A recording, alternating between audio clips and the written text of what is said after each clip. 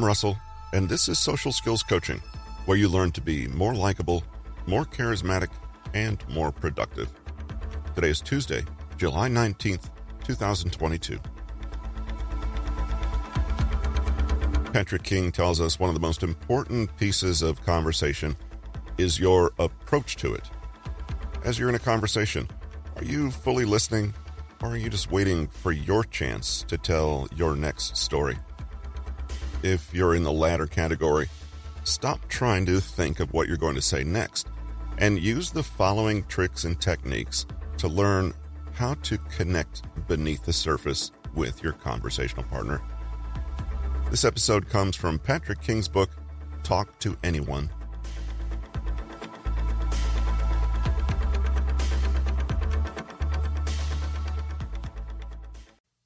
Connection is a theme we'll return to over and over in this book. And again, it comes down to a fundamental shift in how we understand the purpose of conversation. When we see the goal of conversation as connection, play, appreciation, and authentic emotional exchange, we behave in entirely different ways than if we see conversation as a battleground, a courtroom, or a stage on which to strut. Robin Dreeke is a behavioral and interpersonal instructor at the FBI's Counterintelligence Training Center and understands a lot about the power of suspending ego in effective conversations. Ego suspension is simple, but not easy. It's when we deliberately put other people's perceptions, wants, and needs ahead of our own. FBI agents know that when fishing for intelligence, it's never their job to be right. It's their job to obtain information. Granted, we are not FBI agents, but people wanting to have better quality conversations, but the principle still has value. Choosing to temporarily step into someone else's worldview takes courage, because so many of us want to prioritize feeling right and in control. The irony is that ego suspension is actually an ultra-fast way to feel more control in a conversation and be better heard, since the connections you make with others will be much richer. According to Dreeke, most times when two individuals engage in a conversation, each patiently waits for the other person to be done with whatever story he or she is telling. Then the other person tells his or her own story, usually on a related topic and often in an attempt to have a better and more interesting story. Individuals practicing good ego suspension would continue to encourage the other individual to talk about their story, neglecting their own need to share what they think is a great story. Honestly, when last did you do this? Many of us like to think that we're attentive and empathetic, but are we really? In the same way, as you notice yourself going into declaration mode, try to notice when you're loading up an anecdote to tell and deliberately choose to let it go. Instead, choose to immerse yourself in someone else's story for a while. You don't have to agree with it or adopt it as your own. All you have to do is entertain it for a while. Just listen. Rather than finding it boring or unfulfilling, most people discover something special when they do this properly. Conversations with others can be engrossing and valuable, even when they're not about us. Watch closely to see if you have an information compulsion, the urge to jump in with a story about something that vaguely connects to what's just been said. Instead of trying to add your bit, seek to more deeply understand the other person's perspective. Imagine you're a reporter getting the whole story, or an FBI agent. Willingly imagine that it's possible you could learn something from the person in front of you, or that their view on the topic at hand is actually more interesting and nuanced than your own, if you can only suspend your ego long enough to notice it. There are a few practical ways to suspend your ego, even if you find it excruciating at first. Instead of saying, yes, but, say, yes, and. We'll look at this handy technique later in the book. It changes everything. Resist correcting people on minor details or adding in a useless fact just to prove you know it. If you must disagree, present it as an additional piece of information rather than a conflicting one. Yes, you're right. We don't need to worry too much about overspending. I also think that we could comfortably extend the budget by 10% to cover any possible shortfalls. Resist the urge to connect their story with your own, even if it comes from a place of wanting to show solidarity. If someone says, well, I'm originally from Malaysia, don't launch into a story about when you went on holiday to Malaysia. Instead, invite them to say more. Oh, so you grew up there as a child? Your ego can kill a conversation, but gently stroking someone else's ego can make it flourish. Try non-judgmental validation. Forget about the idea of agreeing or disagreeing. It's irrelevant. Simply communicate that you're interested in the person in front of you and that you respectfully and curiously acknowledge their perspective, and not in a, well, you have a right to your opinion, I guess, way. Give the conversation your full attention, respond genuinely, and really listen to what you're told. When someone shares something, just absorb it without trying to jump in with your own interpretation, judgment, or personal reaction. Believe in that moment that you are in the presence of the most important and interesting person in the universe. It will make more difference to your conversations than you can imagine. Understand the 3 levels of rapport. When you imagine yourself in the middle of a conversation and you feel like you're totally charming the other person and coming across as ultra charismatic, what does it look like? Maybe you think of someone bold, confident, flawless, even a little arrogant. There's one thing you probably don't associate with charm and charisma: vulnerability. If you're one of those people that can manage small talk and is friendly enough, but never seems to get beyond the niceties and into deeper personal connection, this one's for you. Many people mistakenly think that being good socially is about invulnerability, that you have to play it cool, calm, and confident. The opposite is true. Connection and vulnerability go hand in hand. Rapport can be thought of as a matter of degree. You get to know people in stages, first a little, then with increasing intimacy. How do you cover that distance? One way is through gradually increasing moments of disclosure, i.e., sharing vulnerability. Stage 1, light disclosure. To inspire trust in people and be likable and relatable, you need to take the risk of being a little vulnerable around them, but you don't just dive into it. You work up slowly by starting with light disclosure first. Let's say you have a newish friend with whom you share a mild secret or tell an embarrassing story from your childhood. Maybe you reveal a harmless flaw you have or confess to something a little unexpected. The story itself doesn't matter. What does matter is the intention behind it. The other person will get the message, I'm opening up to you here. I trust you. It's a universal signal that shows you'd like to gently further your connection. And this is not just in romantic relationships, but connections of any kind. Practice light disclosure with new acquaintances and possible friends. Choose something playful and relatable. Oh, you think that's bad? Not only did I have braces in school, I had that awful headgear thing. Don't tell anyone, but my nickname used to be Jaws. Stage 2, medium disclosure. If, and only if, that's received well, or the other person responds with their own disclosures, then you can dial things up a notch. You do this by sharing opinions, beliefs, and ideas that are a bit closer to your heart, or by sharing more private experiences. Light disclosure can be amusing and playful, but medium disclosure is a bit more serious. You're showing someone the real you. This is a risky one, so if you make it, you are conveying a sense of trust to the other person and a willingness to connect, despite the potential for being judged. Not many people know this about me, but my faith is actually very important to me, and always has been. Stage 3, heavy disclosure. If you open up about your weaknesses, fears, vulnerabilities, and scars, it is a powerful way to strengthen rapport, build trust, and generate warm feelings. Dropping your guard for someone is an act of faith and goodwill. It frequently inspires the same from them. Because the risks for this type of disclosure are greatest, You reserve this level only for those you want the deepest levels of connection with, and for those who have earned it. To be perfectly honest with you, after my divorce, I felt like I didn't even want to go on anymore. It took a long time to come out of that black hole. And here's the point about levels of disclosure. You need to be discerning. Start small and then ramp up. It doesn't work if you dive into the deep stuff right off the bat. And it also doesn't work if you've known someone for years and never even broached stage one with them. Disclosure makes people feel special.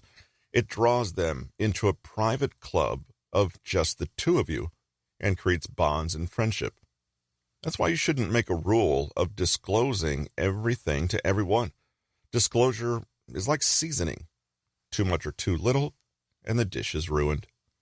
Human beings are built for emotional connection, deep empathy, and friendship and community. But that doesn't mean we always know how to do it.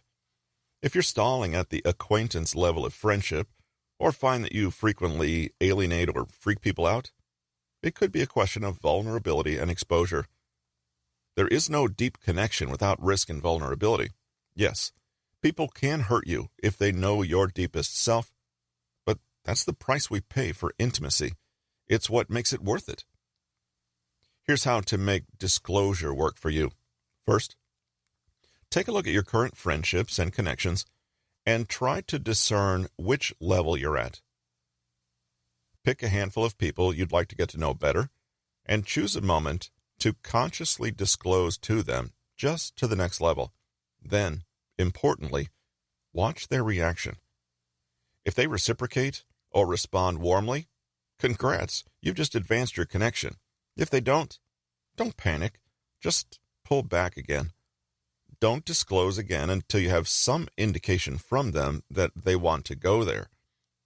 It's a calculated risk, but you don't have to feel bad if you overshoot or encounter someone who's a little chilly. Vulnerability won't kill you. Naturally, there are a few things you want to be careful about. Try not to dump a load of upsetting or inappropriate material in the lap of a friend, especially if they're not expecting it. Vulnerable disclosure is not about recklessly bearing all your most intimate problems for others to see. You still need to use discretion and good judgment. Also, the heavier the disclosure, the more infrequent it should be. Everyone knows someone who is an oversharer, and today, many people cynically use their trauma as a kind of social currency, but in truth, you'll get better results if you share specific things with specific people with a specific intention in mind. Publishing the grisly details of all your secrets on social media 3 times a week is not vulnerability. Construct connection stories. Once you've mastered small talk, and it's easier to master than you think, then what? Breaking the ice is one thing, but if you hope to consistently charm people and make them like you for longer than a few hours, then you'll need to build genuine rapport. One good way to do this is to tell connection stories. Essentially, these are stories that tell people in a simple, relatable way who you are and what you stand for. Since the dawn of time, human socializing has not just served to support group members and ensure people's survival, it's also about deciding who's not part of the group. Even in the most benign of situations, new people are an unknown quantity. They're strangers. To be considered not a stranger, somebody needs to know your character, your motivation, and your perspective. Basically, we want to know, is this person like me? If the answer is yes, then a bond can be formed. That's what a connection story is. It tells others, here's who I am, and in many ways, I'm like you. You'll notice this tactic used by people in the workplace, and you will especially see it in advertising or corporate branding strategies. Human beings are built for stories, and it's a big part of the way we communicate. So, when someone begins a speech with, I remember the first time I walked into Jim's office, or I want to tell you about the exact moment I knew I would marry this woman, they're telling you, Here's who I am, and in many ways, I'm like you. People will be consciously or unconsciously guessing how you tick from your body language, your appearance, your speech, your behavior, and more. But deliberately telling a connection story is a quick way to take charge of their perceptions and say, this is who I am. This story encapsulates my values and principles. Harvard University psychologist Howard Gardner says, stories of identity, narratives that help individuals think about and feel who they are, where they come from, and where they are headed, constitute the single most powerful weapon in the leader's literary arsenal. The famous influence psychologist Robert Cialdini demonstrated that we're more moved to act to help those we feel are more similar to us. In an experiment, he wrote letters in different languages and left them next to mailboxes so they appeared to be dropped there by accident. The finding was that when, for example, a Spanish letter was dropped in a predominantly Spanish-speaking area, the letter was more likely to be picked up and posted. The conclusion's obvious. People feel kinder and connected to those who are like them. If you want to deliberately foster this feeling of rapport, you need to write that metaphorical letter in the right language. So, how do you tell a good connection story? Well, let's start with how you tell a bad one. You simply list rational, factual information about yourself that sounds a bit like a resume. Even in a work context, you need to show a human side. You ramble. People are complex, and you'll never convey the full depths of your entire character to a person in one go, but sometimes brevity is your friend. You might find that if you give it some thought, you can come up with ultra-short connection stories that do the job of a longer anecdote. My mother tells me that my first word was no. That tells you pretty much everything you need to know about me. You're not sincere. Nobody likes being given a sales pitch or feeling like they're being manipulated. The strength of a connection story is that it shows rather than tells. People will lose interest if they feel you've deliberately curated a flattering ad for yourself. So, what should you say? Before you next find yourself on the spot and having to introduce yourself, think for a moment about what your core values are. This doesn't have to be a deep exercise. Just home in on those things that matter most to you. Perhaps family, your faith, the idea of fairness and justice, whatever. Now, think of a moment in your life when you became aware of how much this value meant to you. Think about this event or realization and how it helped shape your worldview today. For example, you might remember a moment when your daughter fell suddenly and seriously ill. You could tell a story about hearing this news while on a work trip and realizing that in the 2 days it would take to travel back home, she might pass away. This dawning realization made you understand in that moment that no job and no amount of money would ever replace her if you lost her. You can talk about how when you arrived home, you began to completely rethink the way you structured your lifestyle, and that's why you now work for yourself on your own terms. In just a few short lines, you can quickly convey so much to your listener. That you're a hard worker, that you have a daughter, that you take family life seriously, that you're capable of personal change and transformation, that you aren't afraid to take risks and try something new, that you're not materialistic, that you think carefully about your principles, that you're brave enough to share a vulnerable story, and so on. Author of Whoever Tells the Best Story Wins, Annette Simmons, says that people won't listen to you until they know who you are and what you want. So, tell them. But to make sure you're telling a story that will really build rapport, make it a genuine and considered story that speaks to something genuinely meaningful. Whether you're asked to introduce yourself to new people or new work colleagues, or you're simply trying to get to know a new friend better, don't be afraid to show yourself. Keep things short and sweet, and don't worry about coming across as boastful or inappropriate. When people voluntarily open up and share their genuine beliefs, it almost always inspires trust and respect in others. It invites others to do the same, and that's how connection grows. Be charismatic. Hang a label on it. In conversation, labeling is a way to listen actively, reflect what we've been told, and communicate the message, I'm paying attention. Labeling is not unlike mirroring, where we essentially reflect some aspect of the other person's experience back to them, creating feelings of understanding and empathy. For example, I'm completely shocked by this whole thing. Shocked? The above is simple mirroring. You've used the very same word they have, but take a look at what labeling looks like. I'm completely shocked by this whole thing. Seems like it's really taken you by surprise. This is more of a label you're putting on the other person's experience. You hear that they feel shocked, but you're also making your own inferences and offering up your appraisal, almost helping them find the words to better express themselves. If done right, the other person may say in response to a label, exactly, and then you know you've boosted feelings of understanding and rapport between you. Human beings communicate because they want to be understood, but there are levels of understanding. Sometimes you can quickly create a sense of connection when you're able to read between the emotional lines, so to speak, and show the other person that you really get what they're saying. I'm completely shocked by this whole thing.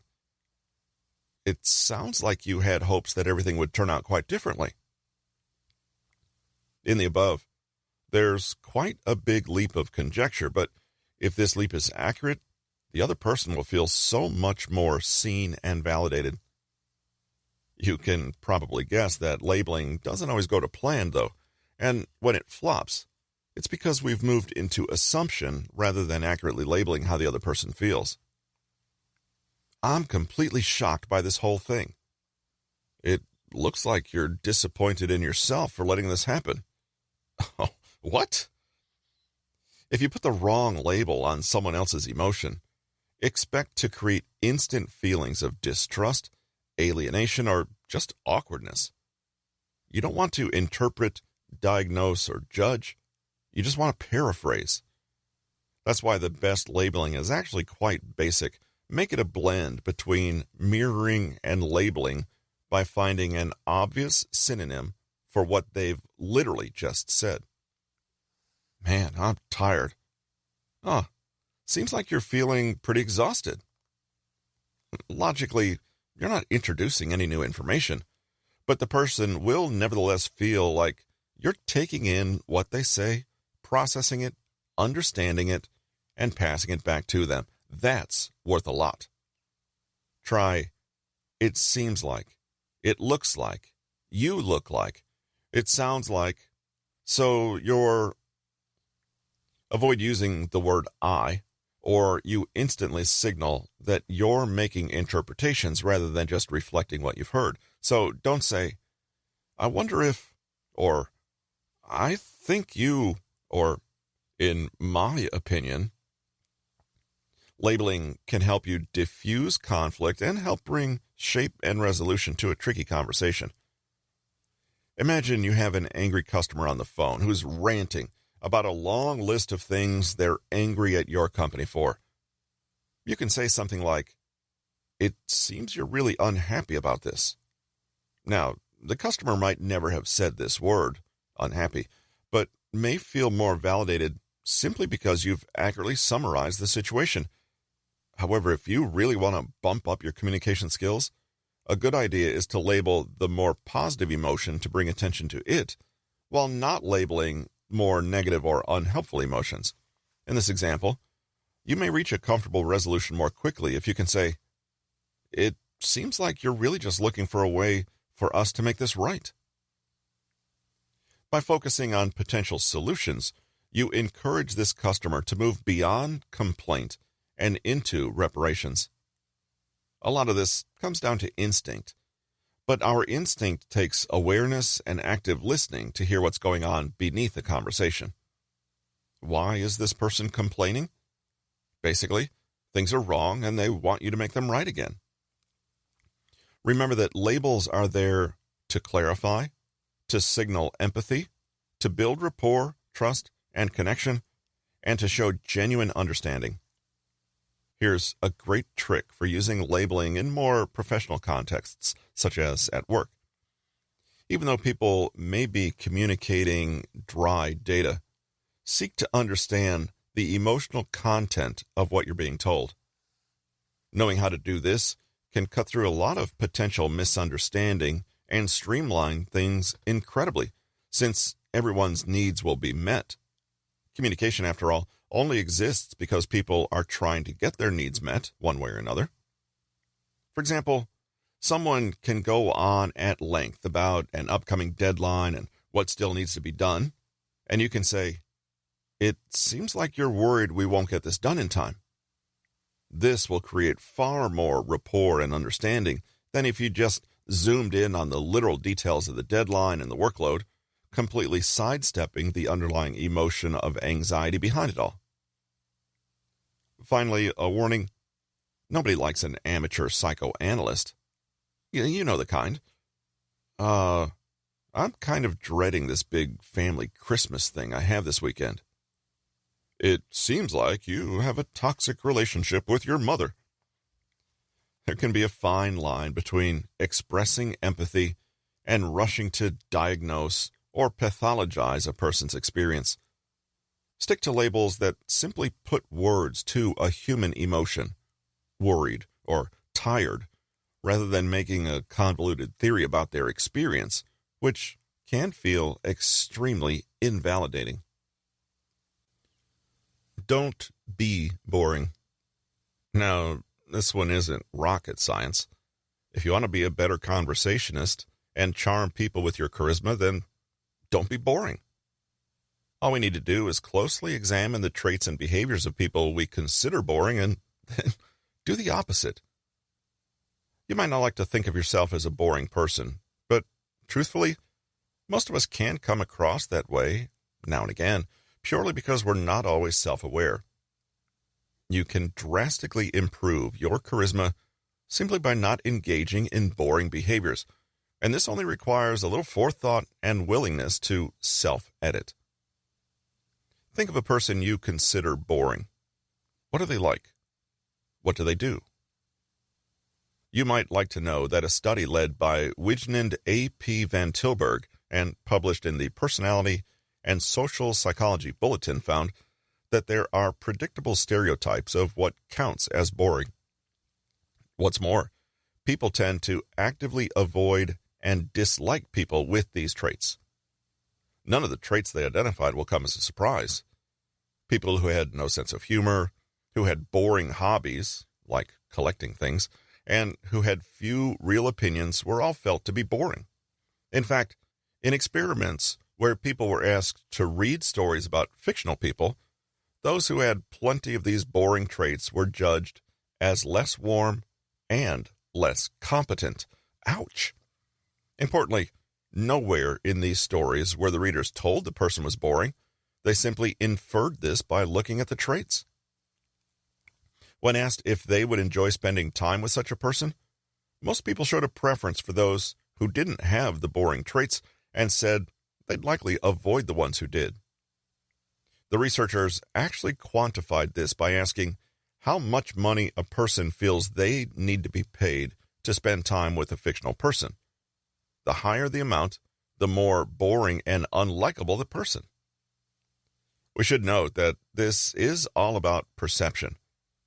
Collecting things as a hobby is arguably no more or less boring than, say, skydiving, but what the research uncovered was people's attitudes towards a collection of traits.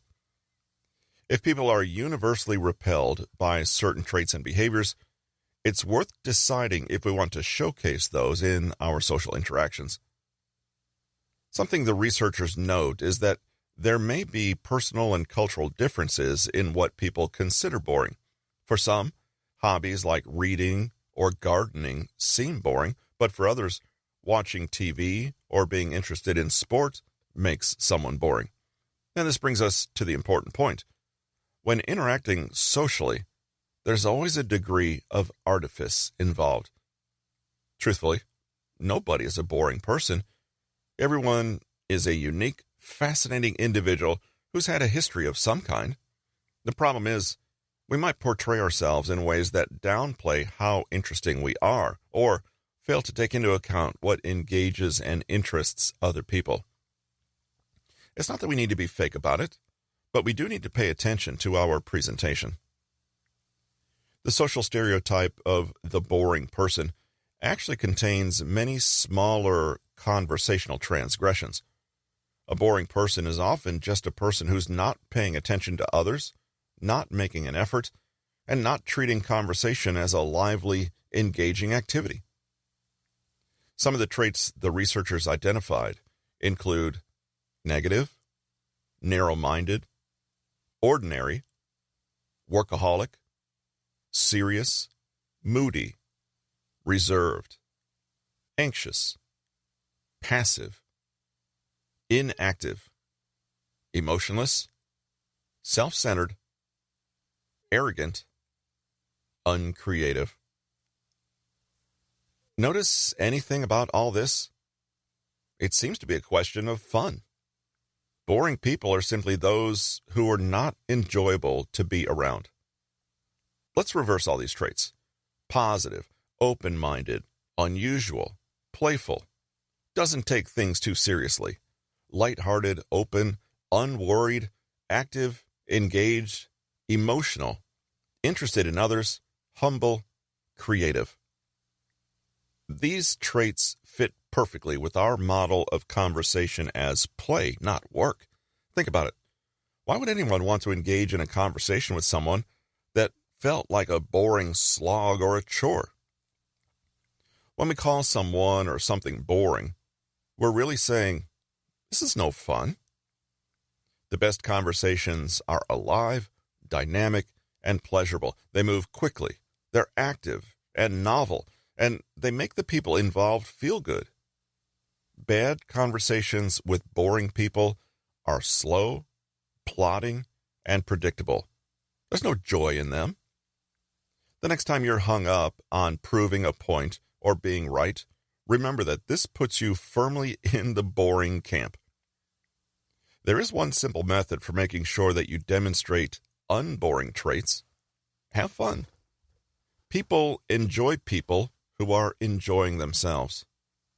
Allow yourself to share your passions and enthusiasm, and focus on conversation as an art, a game, and something to enjoy. Laugh at yourself. You can't do much about having a perceived boring occupation like accounting, insurance, or finance, but you have complete control over the hobbies you share with others and the traits you demonstrate in conversation. If it happens that you genuinely are enthusiastic about puzzles and sleeping, then you may need to self-edit somewhat. It's not that you're boring, it's just that you need to be conscious of working around ingrained stereotypes.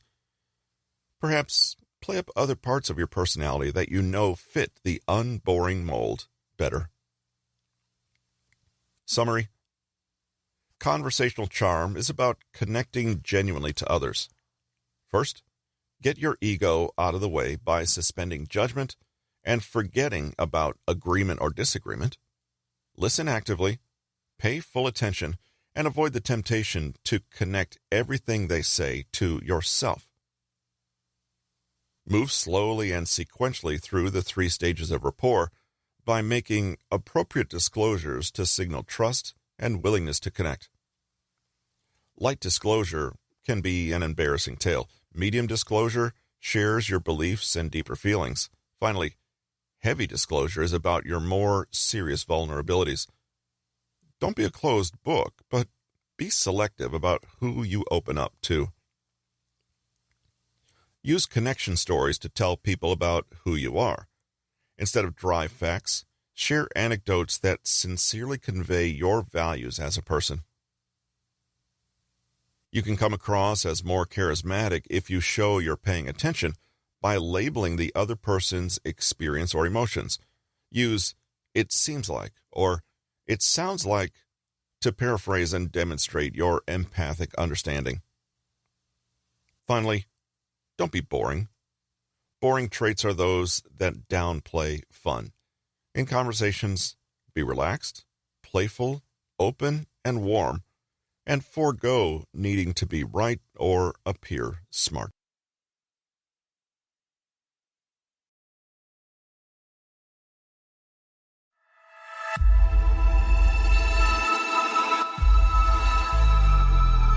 If you enjoyed today's episode of Social Skills Coaching, please, in whatever platform you found this episode, take a moment to rate or review the episode. It's very much appreciated. Thank you. Have a great day, and talk to you Tuesday.